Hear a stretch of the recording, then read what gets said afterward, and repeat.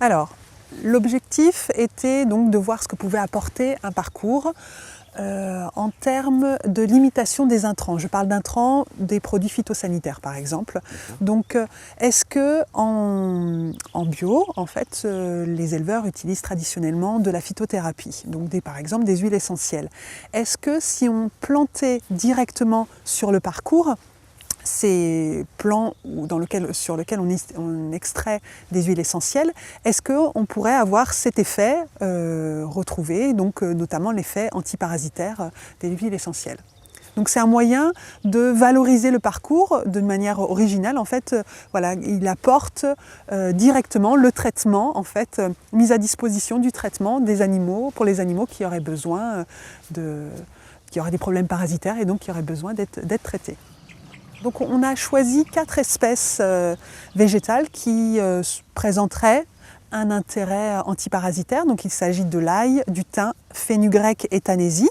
En recherchant un petit peu dans la biblio et surtout auprès des éleveurs, quelles pratiques, quelles huiles essentielles ils utilisaient pour lutter justement contre le parasitisme.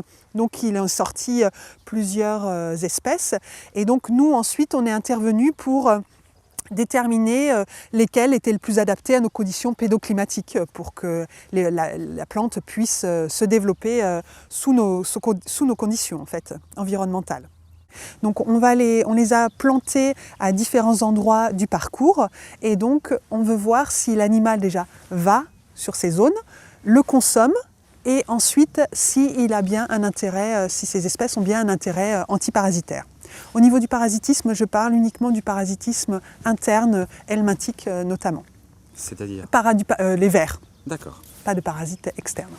En fait, vu qu'on plantait des espèces végétales intéressantes, thérapeutiques, on peut dire, sur le parcours, avec une répartition très homogène, on voulait qu'il n'y ait aucun autre élément qui puisse perturber justement la consommation de ces végétaux et le fait que l'animal aille consommer ces végétaux ou non. On a bien vu que la présence d'un arbre modifiait son comportement et donc on ne voulait pas avoir d'effet parasite en fait sur notre étude. Donc comment va se dérouler cette étude? Donc, on va donc réaliser des mesures de comportement pour voir quel animal sort, donc quel animal va sur les parcours et donc potentiellement va jusqu'au plan, les espèces végétales qu'on aurait mis en place. Donc ça se fait par des mesures de comportement en suivant les animaux qui sont équipés de ponchos. Ensuite, on fait des récoltes de fientes le lendemain de ces mesures de comportement, justement pour rechercher des molécules qui sont présentes dans les végétaux et donc estimer la consommation de ces végétaux. Et dernière étape, au moment de l'abattage, on recherche les parasites. Donc on fait une autopsie et on recherche les parasites internes sur un panel d'animaux qu'on aura considérés comme plutôt explorateurs, donc qui auraient potentiellement consommé beaucoup ces végétaux, et des animaux aussi plutôt casaniers qui eux seraient peu sortis et donc qui auraient consommé peu de ces végétaux. La dernière étape, c'est de voir, là au niveau du consommateur, est-ce que si l'animal consomme ces végétaux, est-ce que ça a un impact sur la qualité gustative, la qualité sensorielle de ce produit. Donc on a un laboratoire d'analyse sensorielle sur le site et donc on essaiera de voir si les animaux qui sont le plus sortis, qui ont le plus consommé de ces végétaux, est-ce qu'il y a une différence? Voilà, au niveau sensoriel. D'accord, donc au niveau gustatif. Tout à fait. D'accord. Ah oui.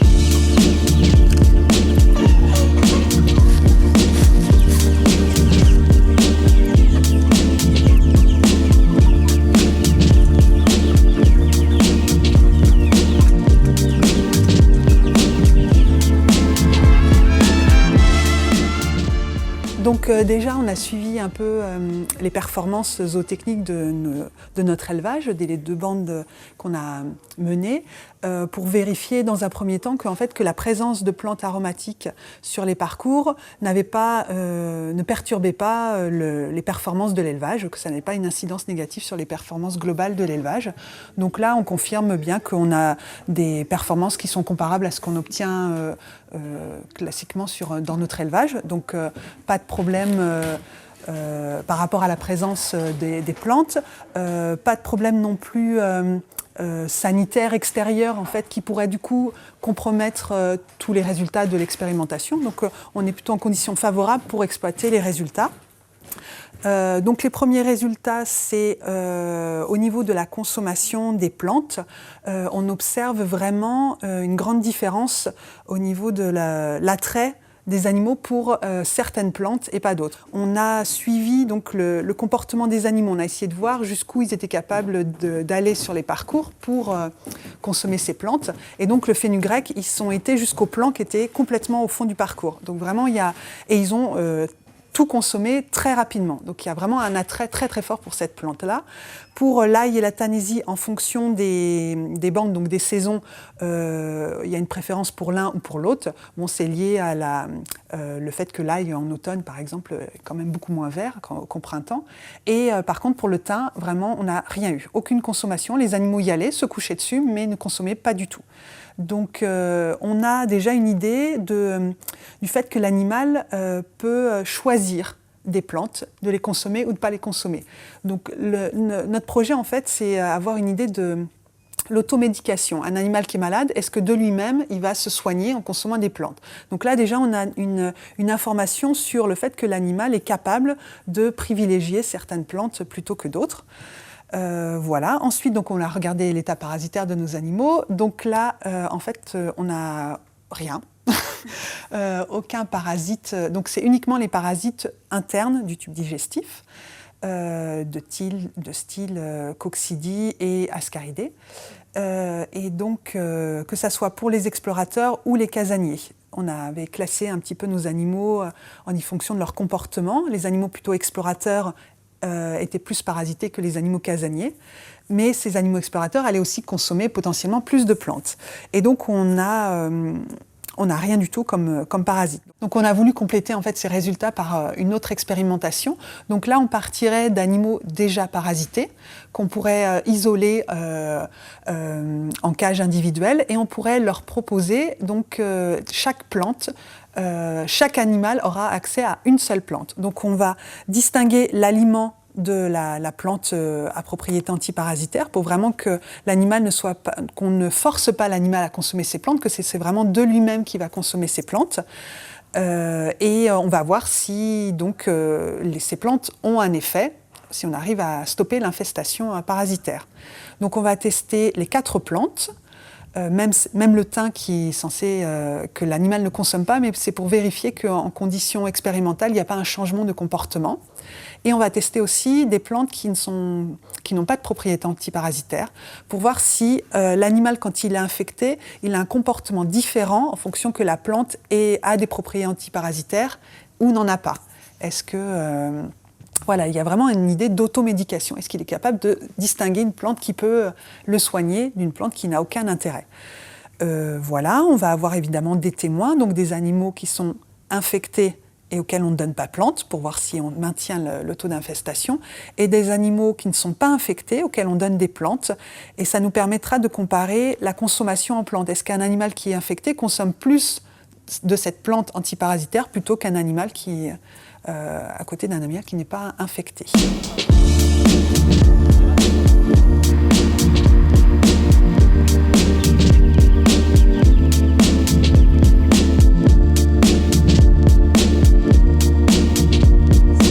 Et effet ombre, donc protection des prédateurs et aussi... Alors deux suites possibles. Premièrement, je dirais, là on s'est limité à 4 espèces qui répondaient déjà à ce qui était pratiqué, et aussi surtout à nos conditions pédoclimatiques et nos conditions expérimentales.